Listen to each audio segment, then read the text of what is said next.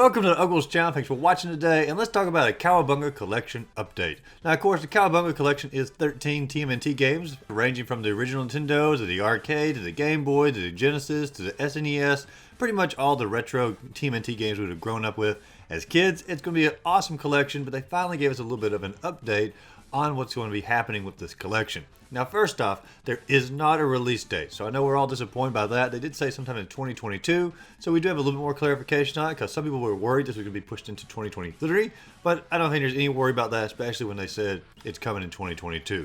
My guess is probably within the next month or so. Now, of course, within this, we do get some of the gameplay footage, and of course, we get to see what some of the menus look like as well. As I'm looking at it here, especially the menu for when it comes to showing the first TMNT game on the NES, I mean, my gosh, the background here for the menu and which game you're selecting, gorgeous. I love the comic book style in the background, because this game really does pull more from the comic books, and it's just so cool to actually see what they're doing here to make this collection look, well, awesome. And that's the only menu that we get to see. We don't really get to see the menu selection for any of the other games, but we do get to see gameplay of every single one of the games in the collection. And the gameplay actually has this cool little border around every single one of them. Most of it pulls from the box art of the game, which it fits the style very well. And every single one of the games we get to see a Bebop battle and a Rocksteady battle against the Turtles, and we get to actually see how the game plays a little bit.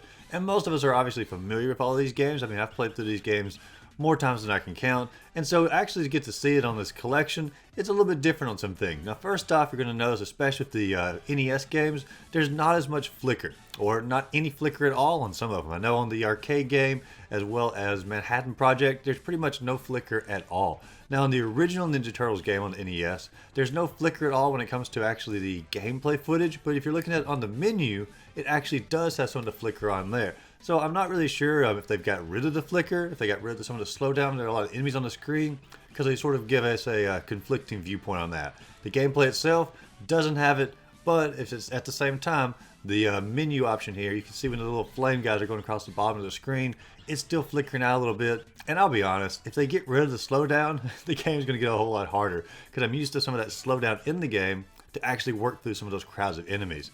And so I hope they don't change the game too much when it comes to that. I'd like to see more of the original game, or maybe give us an option where you can play, of course, with no flicker and no slowdown, or play it as it was originally intended, or not intended, or as originally done on the NES with some of that flicker and the slowdown.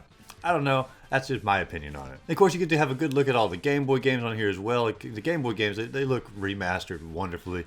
Like I said, there's no slowdown, there's no flickering as well in the Game Boy games, and there's none of the blur that you would have had on the original Game Boy. It looks very close to what you'd probably see on like the Super Game Boy or something like that. Overall, this gameplay video that they released is really more for people who just simply have never played these games and want to sort of see what kind of game style these games are going to be focused on, which is sort of cool, because there's a lot of Turtle fans out there who haven't played all of these games. But for us who have played all the games, it also gives us a little bit of a look into what they're doing when it comes to some of that flicker, some of that slowdown, some of the background, some of the menu options. It gives a bigger overall picture of what this game is actually looking like. And I think the more we can see of it all coming together like this, the more we know that the game is going to be closer and closer to release date. And so, like I said, they said 2022. They got like 7 months left. Oh, not 7 months. They got like 5 months. Holy cow. It's coming soon, and especially riding off the wave of the success of Shredder's Revenge, I can't imagine them waiting too much longer to put this game out there. But what do you all think? Do you think the Cowabunga Collection is on its way soon, or do you think it's going to be a little bit more of a delay into the later part of 2022?